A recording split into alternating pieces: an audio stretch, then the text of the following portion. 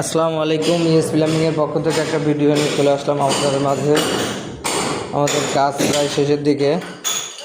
এই যে রান্নাঘরের পাশ দিয়ে ডাকের লাইন তোলা হয়েছে। এখানে বরাবর সিরিয়ালে বাথরুম আছে, ওই যে দুইটা টি ছাড়া হয়েছে, বরাবর ডাক হবে।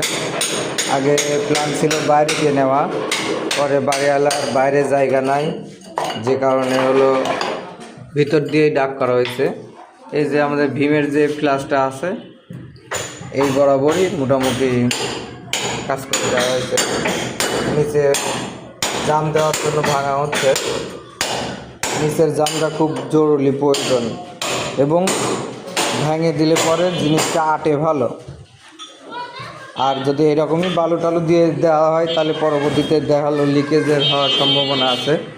আমরা এই রুমের ভিতর দিয়ে ডাকের লাইন করছি, বাইরে কোথাও জায়গা পাইনি। এখানে রুম আছে 3 তলায়, 4 তলায়, 5 তলা, 6 তলা, 7 তলায়, আবার এইখানে বাথরুম আছে, যার কারণে এই ভীমের এই জায়গাটাই চয়েস করা হয়েছে আর কি। এই দিক দিয়ে সোজা উঠে গেছে। ডেলিভারি লাইন এখনও নামানো হয়নি। 4 ইঞ্চি কাজ শেষ করলাম ইনশাল্লাহ। সবাই আমাদের জন্য দোয়া করবেন। আসসালামু আলাইকুম।